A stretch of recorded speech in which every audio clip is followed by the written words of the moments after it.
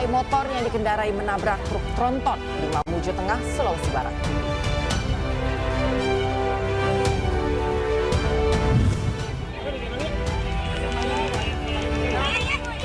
Seorang balita ditemukan menangis akibat terpisah dari keluarganya saat berlibur di Majalengka, Jawa Barat.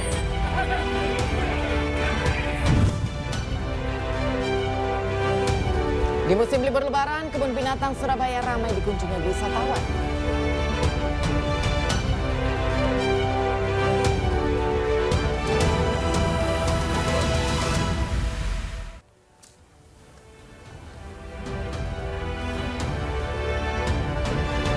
Halo, selamat siang pemirsa. Apa kabar Anda hari ini? Senang sekali saya Pram Senjaya dan rekan saya. Dan saya Anggi Pasaribu, pemirsa kembali hadir menemani Anda dalam iNews Siang.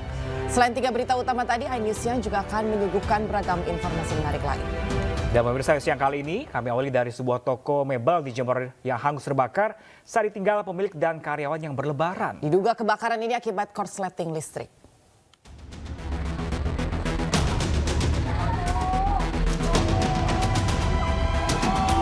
Video amatir ini merekam detik-detik api menghanguskan isi toko mebel di Desa Mangaran, Kecamatan Ajung, Jember, Jawa Timur.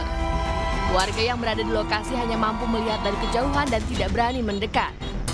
Pemadam kebakaran yang tiba di lokasi langsung berupaya memadamkan api. Setelah berjibaku hingga 2 jam, api berhasil dipadamkan. Diduga kebakaran akibat korsleting listrik. Namun seluruh isi toko mebel hangus terbakar lantaran ludes dilalap si jago merah. Saat kejadian, pemilik dan karyawan toko mebel tidak ada di lokasi karena sedang berlebaran. Isinya apa sih Pak ini Pak?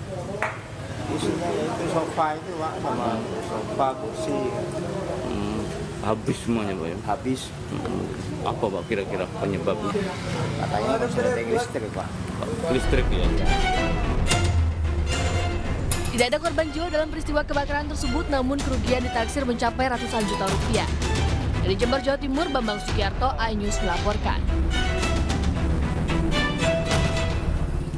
2 kapal tongkang di Kabupaten Tapin, Kalimantan Selatan menabrak permukiman warga di pinggir sungai. Akibatnya pemirsa 35 rumah hancur dengan kerugian ini yang mencapai miliaran rupiah.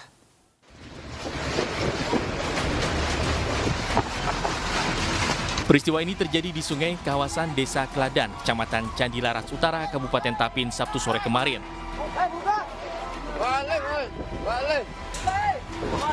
Warga berhamburan menyelamatkan diri setelah 2 buah kapal tongkang berukuran besar menghantam rumah mereka.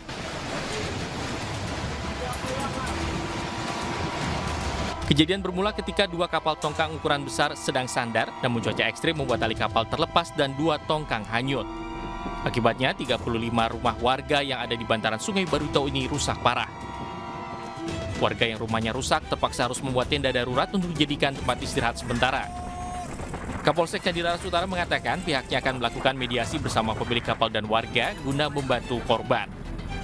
Ini ada 35 unit rumah yang mengalami rusak berat, ringan, rusak berat, sedang maupun ringan. Kemudian kerugian yang lain adalah perahu sebanyak 11 buah.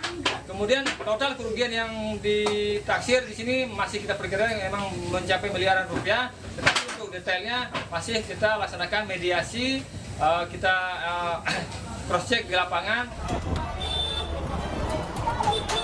Diketahui kedua buah kapal tongkang besar itu milik CV Power.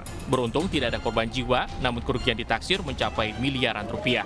Dari Kabupaten Tapin, Kalimantan Selatan, Sairi, iNews melaporkan. Ya pemirsa, 2 remaja yang menggunakan sepeda motor saat mudik terlibat laka lantas dengan truk tronton dari arah berlawanan.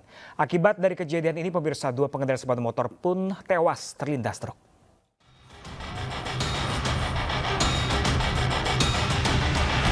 Dua pemotor terlibat laka lantas dengan truk tronton. Diduga kedua korban melaju kencang dari arah berlawanan hingga lepas kendali dan terlindas masuk ke dalam kolong truk. Akibatnya 1 korban tewas di lokasi kejadian. Sementara 1 korban lainnya sempat dilarikan ke puskesmas terdekat, namun nyawanya tak tertolong.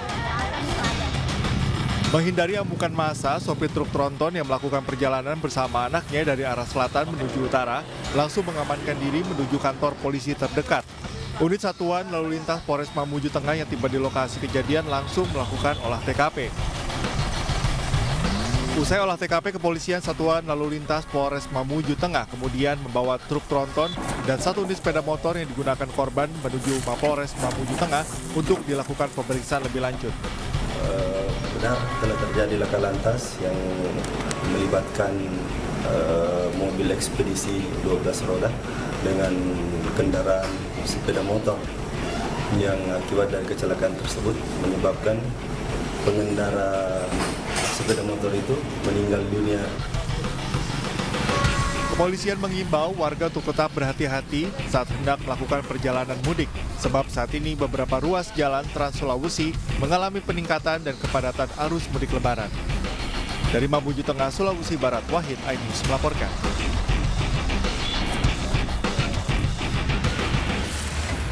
Pemirsa, berhati-hati bagi orang tua yang membawa anak saat liburan karena di Majalengka, Jawa Barat, seorang balita ditemukan menangis akibat terpisah dari keluarga. Petugas gabungan dari TNI dan Polri dan Satpol PP Majalengka berusaha menenangkan SR, anak berusia 4 tahun yang terpisah dari keluarganya di lapangan gelanggang generasi muda. SR diketahui ditinggal saat tengah asik bermain oleh keluarganya yang ke lokasi untuk mencari makanan. Setelah 1 jam melakukan penyisiran, petugas akhirnya menemukan keluarga SR. Sesuai dengan ciri-ciri yang disampaikan, polisi menghimbau kepada seluruh orang tua untuk selalu waspada untuk menjaga anggota keluarga saat liburan.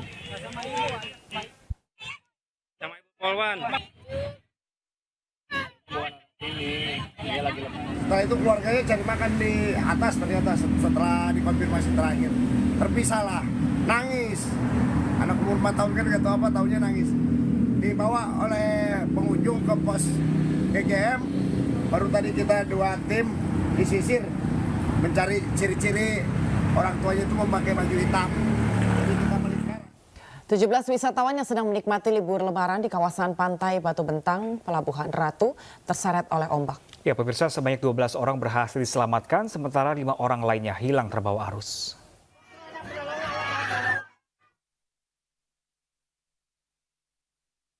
Inilah detik-detik saat tim SAR beserta nelayan berupaya menyelamatkan 10 wisatawan yang terseret ombak saat sedang berenang di pantai Batu Bentang, Pelabuhan Ratu, Kabupaten Sukabumi. Petugas berhasil menyelamatkan 8 orang dan mengevakuasinya ke rumah sakit. Sementara 2 orang lainnya hilang terbawa ombak dan belum ditemukan. Kejadian bermula saat para korban tengah asyik berenang di pantai.